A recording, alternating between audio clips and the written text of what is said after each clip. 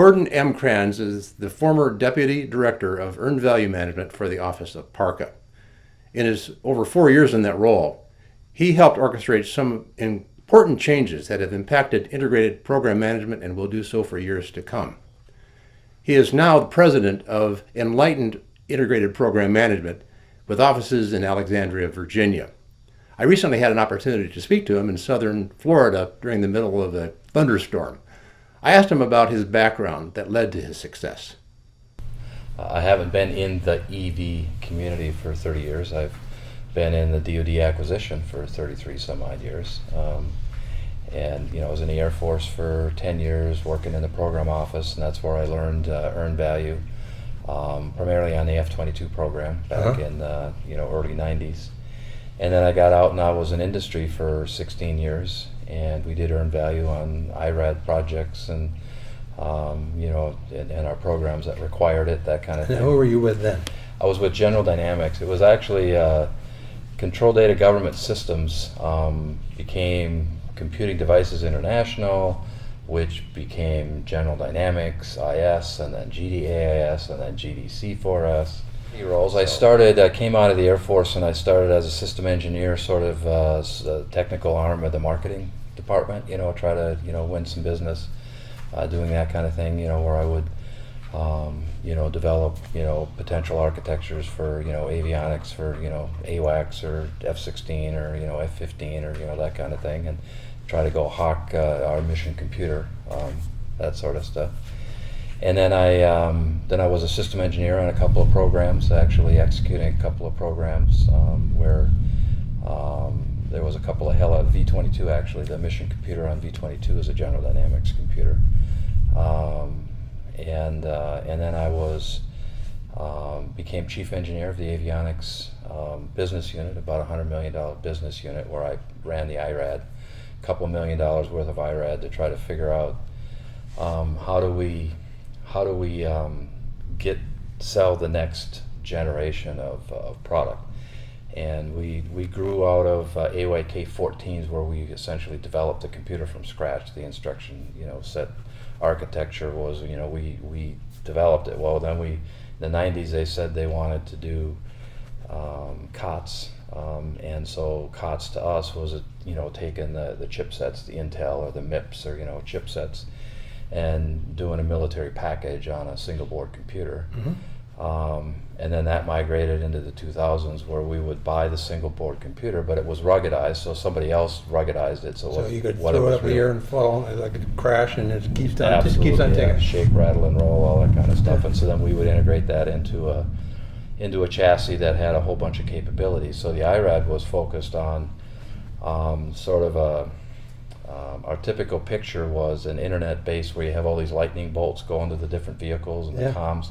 And so inside those vehicles, you would need network capability, you'd need disk storage, you'd need mission computing, you'd need display processing, you'd need signal processing, all that kind of stuff, and then you'd need comms to be able to communicate all that stuff around.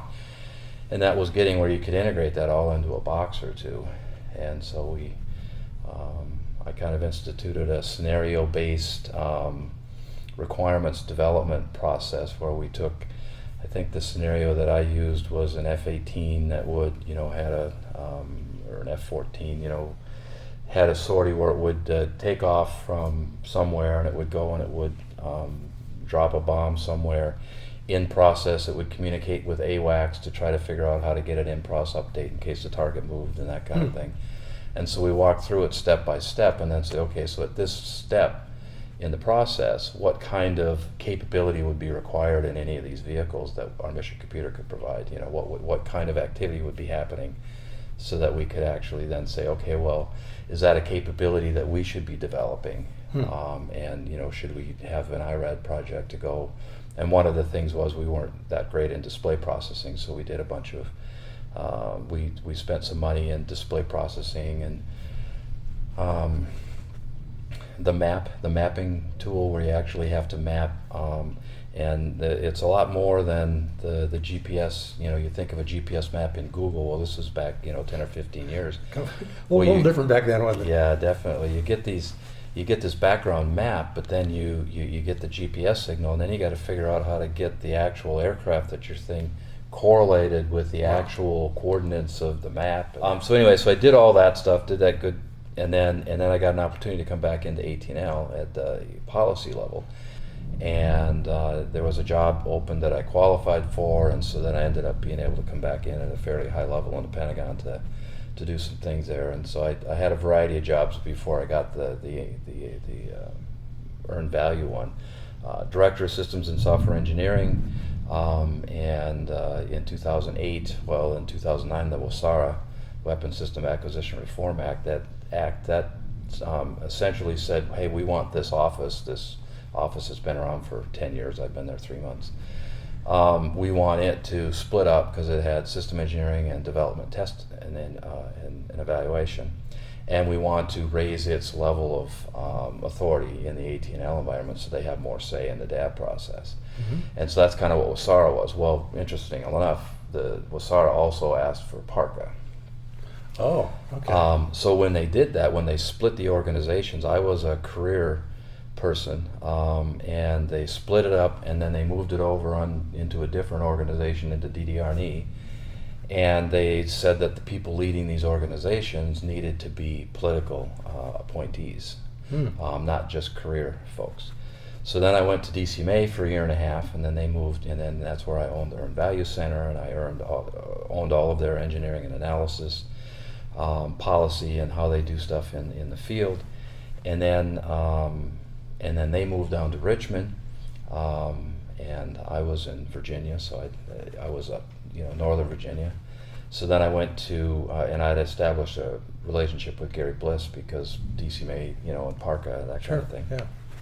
So I went to Gary, said, hey, you've got an open spot on that EV thing. I think I can do that for you. And so he says, well, okay, well, I don't think you're the right guy to do it, but whatever. You're the only guy I got right now. So he gave me the job, and then we were consistent in philosophy. He wanted to. Okay, so he gave you the job. So what was the job? Was the deputy director PARCA for Earned Value Management. Okay, so what you have this very recent and very relevant set of information that came from your involvement with DCMA, right? Yes. So you were kind of hitting the ground with your feet in motion on this. Yes. How would you characterize where things were at that time and what you identified as what you thought were some of the challenges that you were facing at that time? Well, so while I was at DCMA, the Earned Value Center was certainly one of the most. It was a decent-sized organization, a lot of talented folks.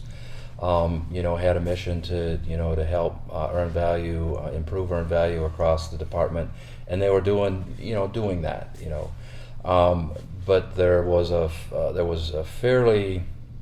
The focus was on compliance, and so a lot of folks were just afraid of the compliance. And the focus really wasn't on earned value; it was really just a program management tool. And you need to be compliant so that your data is accurate, but you need to be using it to manage your program. What was the catalyst for you to see that to be so important? It's not. I mean, it's obvious now, okay, but I'm not sure how obvious it was at that time.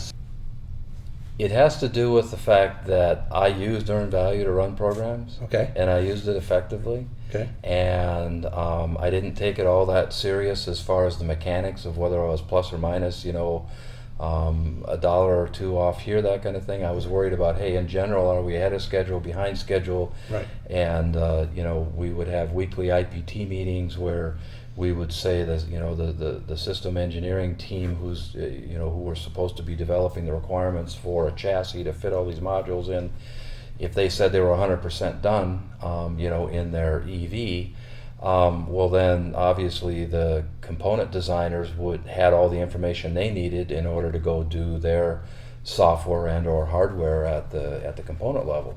And in a lot of cases that wasn't the case. You'd see that things weren't happening, and the component guy would say, well, I need this piece of information from the chassis guys, and they say they're done, they're not working anymore. Okay, well then you'd you'd work together to figure out, okay, well, how do we get that information together as a team? So I used it as an effective tool to manage the program. This is back when you were... Back when I was in industry at General Dynamics. Right, okay.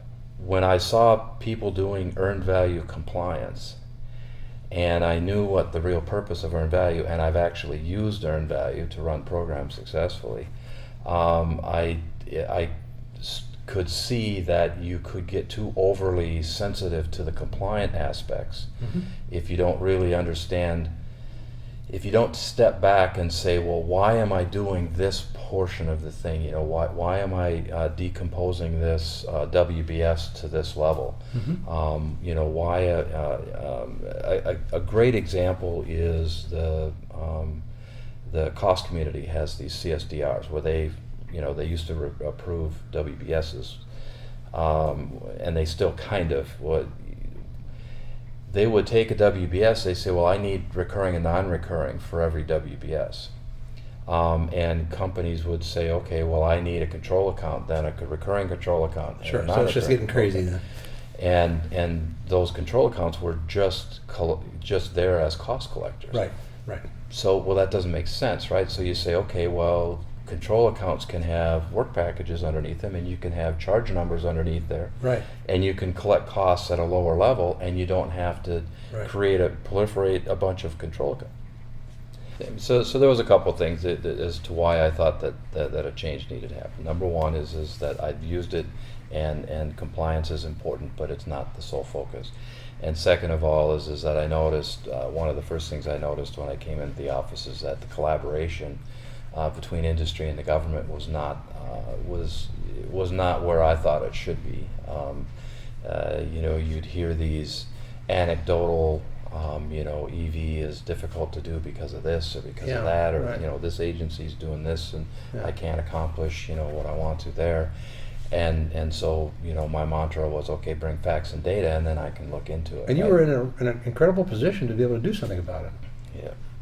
And I had the support from my boss. So, Mr. Bliss was all about industry collaboration and, try to understand what the real issues are.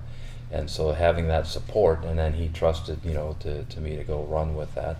But it was all about bring facts and data. If you're going to bring me an issue, I can't fix it unless I know facts and data. Right. And so we pushed for that. And so the key thing, the most important thrust that I had in mind was to get collaboration between industry and government established so that we could have candid discussions about what the real issues were and go fix those real issues, if they were issues at all, because it ended up 99% of the things that were perceived as issues, once you got the right people talking, they were just talking past each other. They were, somebody was, assuming one thing and saying, they were using this, similar terms but meaning something. And so without that collaboration, you can't really understand what the real issue is and how to solve it. And in a lot of cases, you'll go solve the wrong problem. Right. So you were in your position for how many years at PARCA? 4.5. 4.5. So kind of give me, if you can, like a timeline of the things that happened over those 4 years. A very high level kind of timeline. Well, so the first year was focused on, number one, we had to establish some authority. So we established an authorities memo, got it coordinated with all of the departments and DCMA, and to say this is what the PARCA EVM authorities are, and it got signed out by the AT&L at the time. And so that was one of the first things. The second thing was to try to establish a preliminary competency model for EV, because there wasn't an overarching competency model that would drive the class material that DAU teaches to all of the government, acquisition professionals. So we had to establish a competency model, and so we established a very early version of the competency model. So that was all within the first 6 months that we were able to do that. And then, in the meantime, we were working with updating the CPR and the IMS DIDs. Right. And they'd been working that for a year or two to say what is the right thing to do here, because we should refresh them. They've been around for a while.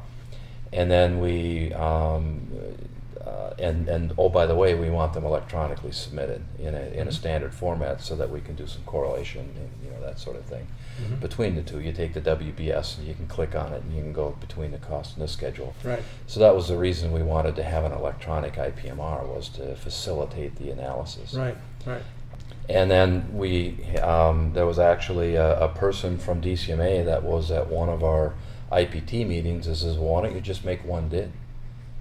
And I thought about it for about 5 seconds, and I said, yeah, that's a great idea. Yeah. Let's do it. What an idea. And so then it turned into an IPMR. Now, just how long does it take to redo a DID? Like how long? I mean, just roughly how long? It depends. We were actually fairly aggressive and got things done a little bit quicker than typical. But to refresh a DID is typically, you say maybe a year to kind of think about it and do some updates, do some collaboration with industry, and then to finalize it. So it can take 18 months to 2 years kind of thing. There was an earthquake the summer of 2011, and we were in a meeting. That was the meeting we talked about smashing it together. Maybe that's why we had an earthquake. And we published that DID 1 year later. Okay. But there had been a lot of legwork. But I formed an IPT. We got people across the department, all the EV experts, and to sit down and to put the two DIDs together, and then we put it out to industry for I think 30 days, got some stuff, and then we put it back out to industry for another 60 days, something like that. Yeah. Wow. And the kind of things that you dealt with the government side, in, for instance, rewriting the DID and the impact that it had on program managers, and the kind of reaction support you were getting, how would that differ from the way the industry was reacting to that process? Because we didn't really change that much. Okay. Other than the format in which we were going to receive the schedule. Right. Yeah. But the actual requirements, there was a few more things we added to the schedule, I think. So there was, we would have industry meetings to talk about, that. But there wasn't a significant enough change to where there was an uproar in industry. So that was actually pretty smooth. But I think part of it was industry was part of collaborating on the original CPR and Right. IMS. So Okay. there wasn't a whole bunch of stuff that was new to them, and so that was why that went Okay. fairly smooth. All the change we've been seeing going on in the past couple of years with the ways in which surveillance is taking place, and now of course there's this whole move which was starting to take place around the time you left, and it's going toward this automated approach. One of the things I just wonder about, and maybe other people wonder about, where do you think earned value is headed? I'm going to have to presuppose as to how it used to fit in. I mean, I used it as a program management tool, and I can continue to see it as a program management tool. But I see that the electronic submission allows people to open up the analysis window as to the kinds of things, the kinds of trends that you can look for, and the kinds of data that you can look, so that you're not just getting a piece of a spreadsheet. Imagine a Format 1, which is a spreadsheet piece of information, and people thought it was cool that you could red, yellow, green code that spreadsheet and know where you're. Okay, well, imagine now we're going to have pictures. We're going to have WBSs, that's actually the pictures of the aircraft or the vehicles, and over time they're, and you'll see the picture of the vehicle that will, you see that, the engine here, that's red. Okay, we'll click on it. Why is it red? Okay, well, the TPMs are out of whack here, and because of EV data, we're spending too much money here. So I see that, we're getting to a point where all of the information, not just earned value, cost, and schedule data, but the technical data like TPMs and integration status and requirements maturity status and all those different trends that the system engineers do, can be presented in a dashboard format in front of a program manager.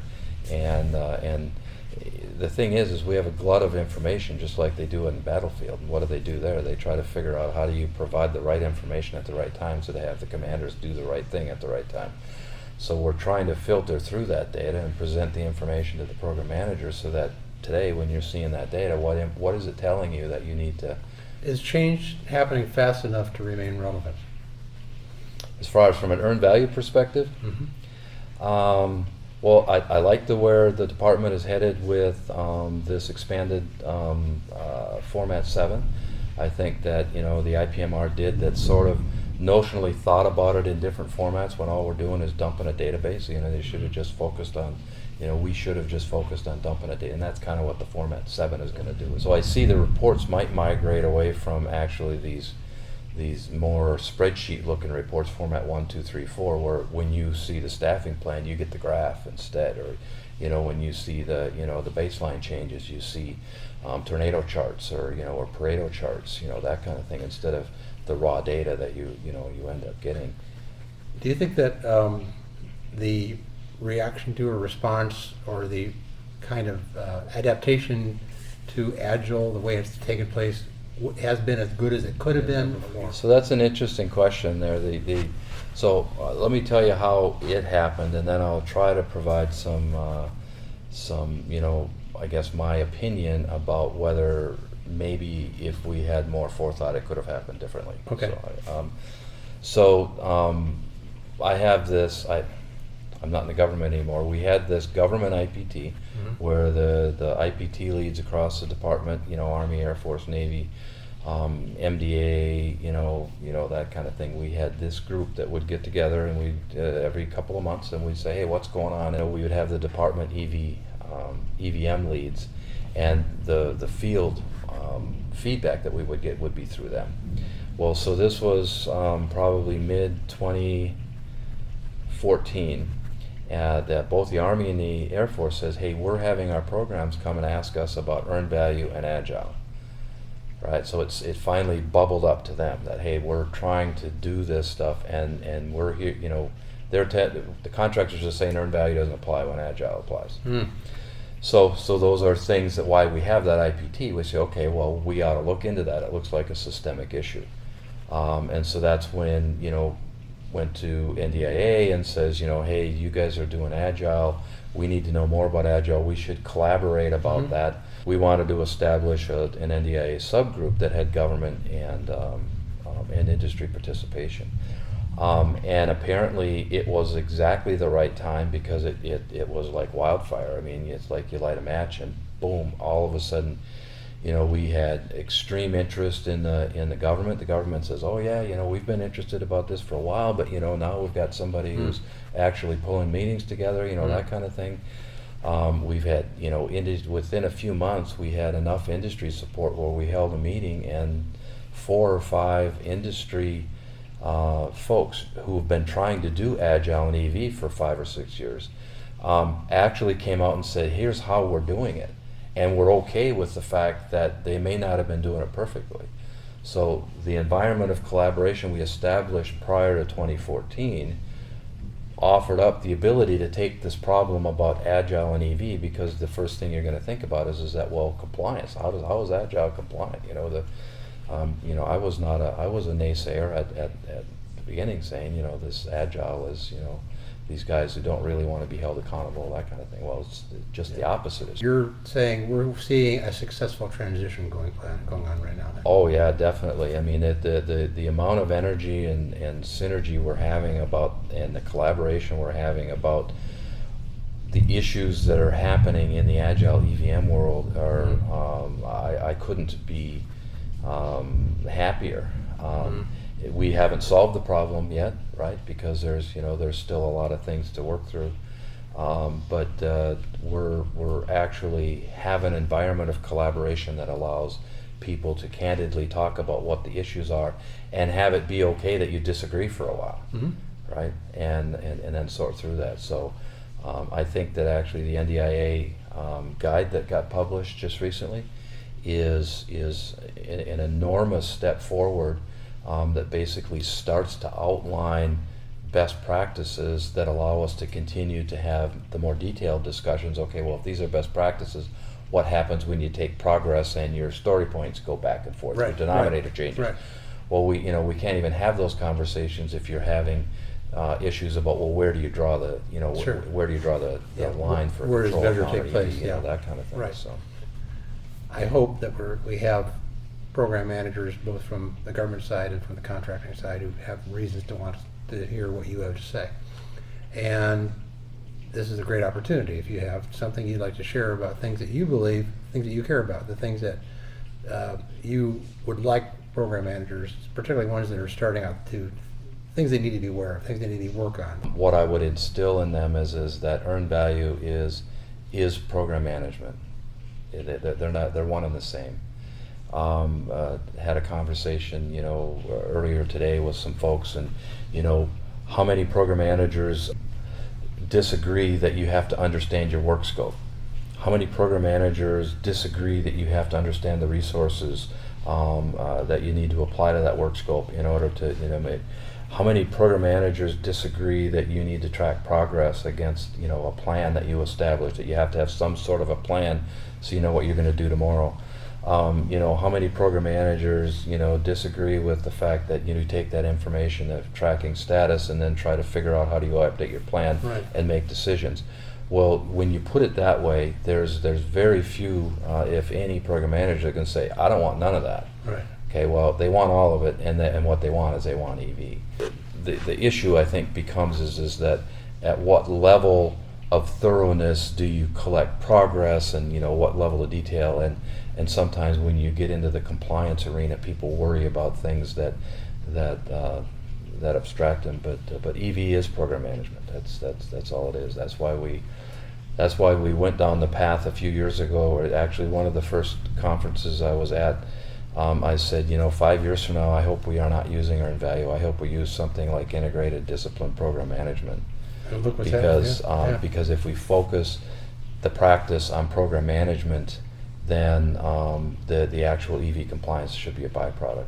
Right, it just happens. Yeah.